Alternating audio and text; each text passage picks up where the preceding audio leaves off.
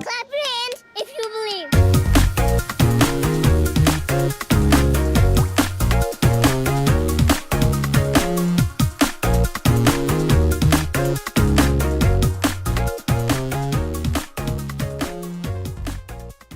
Hello and welcome to Warframe Unabridged. I'm your host Fen, and today we begin our Unabridged journey through the stylings and the power kit of Nezha. But the first thing I have to say on the subject is holy mother of clipping, Batman. In this installation, we won't be addressing anything stat-wise, but instead, due to the positive feedback received on my Atlas fashion frame guide, some coming from non-fan my wife, I wanted to follow suit with this, and see what can be done about Nezha to make him look some kind of good looking. To begin, Nezha's world ring is one of the most difficult modeled features in this game to work around in terms of design, on account of it encompassing the entire Syandana area. This would be less of an issue if it were removable, or like an auxiliary item, but alas, currently we are stuck with it. You might wonder how the world ring is a problem, or you might not, but I'll describe it anyway. Well, it's perfectly symmetrical. Big problem, right? Well, it is, because that immediately means that it's thrown in your face that your Syandana is or is not symmetrical. Either it's going to be symmetrical and look a little bit more reasonable, or it's not. In the case of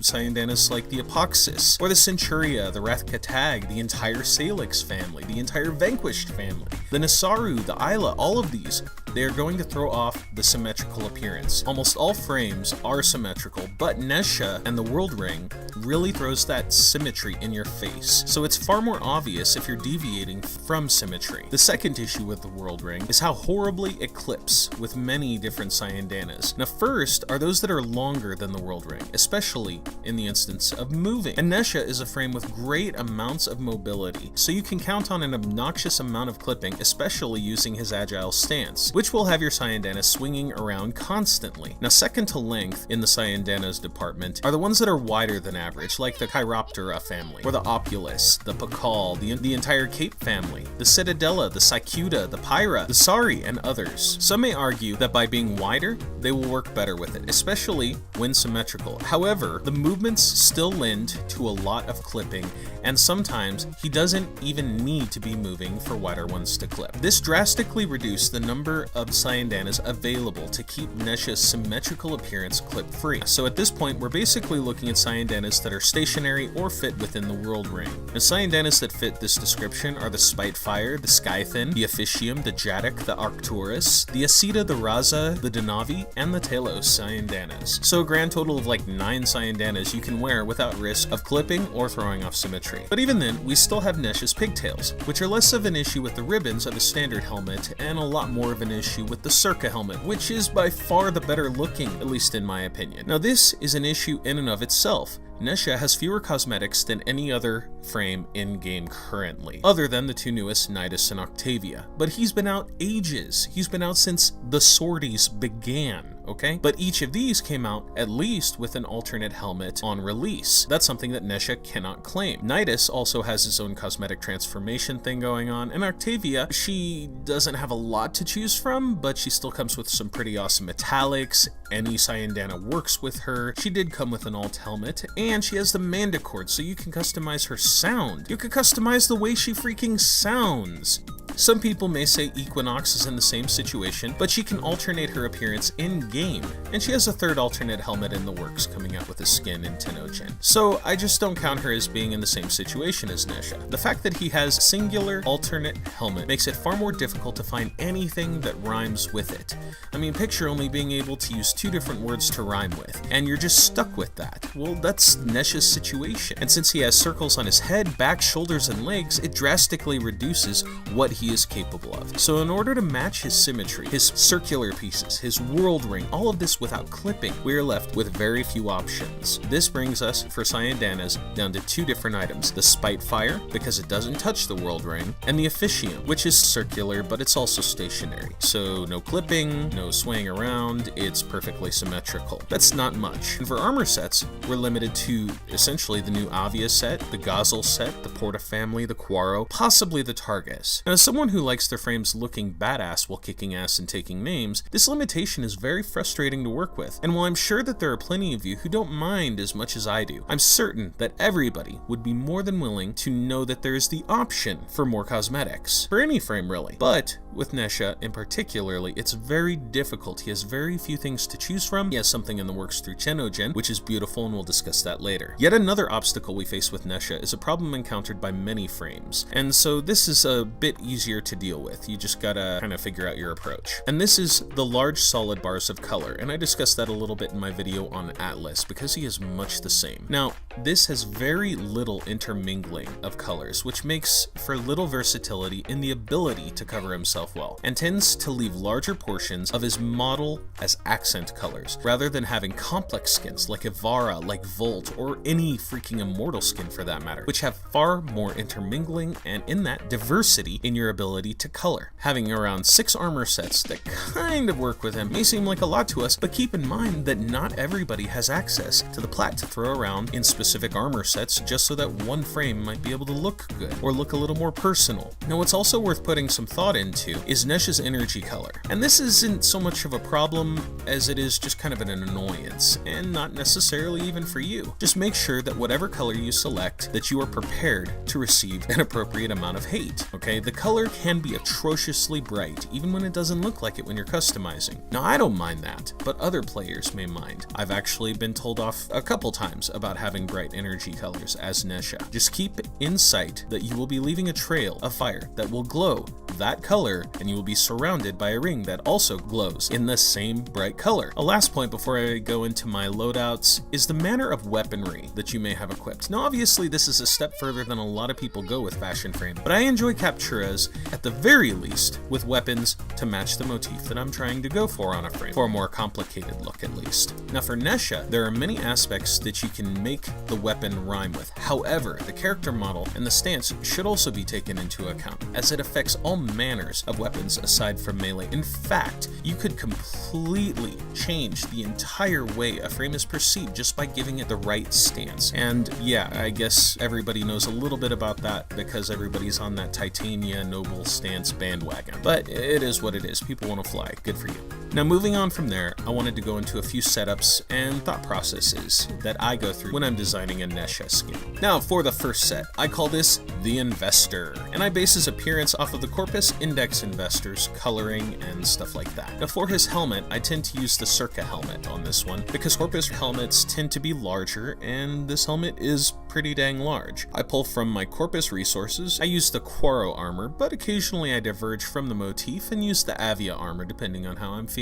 Both armor sets have circular objects on them, so it somewhat rhymes with the rings of the helmet and the world ring. I also feel that since his design is so busy while moving, that the animations of the Quaro armor leads to a more kinetic appearance with him. I complement the armor piece on the chest with the Ambulus Reborn sigil. Sigils like this permit a wide range of creativity, especially when using the sigil to complement the chest piece. I wear mostly violets and blue hues, and I use a soft electric blue for the energy color, so it's not too hard on the eyes. For the Cyandana, I do break the Corpus motif on occasion and use the Tenogen Aquiros Cyandana. With the color matching, it doesn't throw off the motif too bad though, and the top portion of the Cyandana goes very well with the interior of the circle. Despite having a long tail as well, this does not seem to disturb the image. To match the Corpus motif, I usually equip the Ferox. For sidearms, I tend to equip the Aclex Prime, which doesn't really support the motif admittedly, but it is what it is. For melee, I like to use the Tonbo, and yeah, it's definitely not a part of the motif. However, I use it to pay homage to the weapon wielded by the mythical Nezha. In tandem with his colors,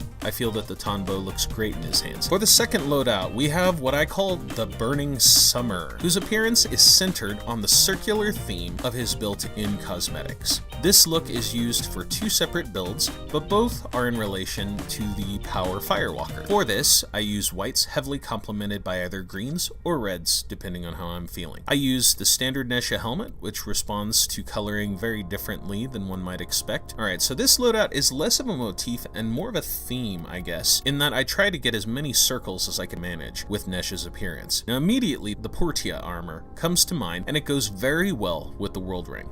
To supplement, I had circular sigils. The front item that I have is positioned beneath the Portia chest plate so that it appears to shine through it. For this, I use the Obsidian sigil, which is a PS4 exclusive. For the Cyandana, I equip the Spitefire, and I position another Obsidian sigil on the lower back. For emblems, I tend to use the Savati Sakara. To match the circular theme of the frame, I also equip the Comb, the Cycron, and the Orvius. This is a fairly basic look, but it rhymes head to toe, including the arsenal. For the third loadout, I have the Negative Boy. This appearance is one I threw together after seeing a jet black Mesa, and the only time you can see any of her textures was as a result of her energy, and to be honest, it looks sick as hell, man. Immediately I knew I had to make one, but I wasn't really feeling Mesa at the moment, so I just did it with Nezha. And it's really simple, just find the blackest black you can go with, and use it for every color setting, and make the energy white. I don't have this tied to any particular build, but it's still pretty rad. For the fourth appearance, we have the Altar Marshal. Now for this appearance, I really wanted to reach into the namesake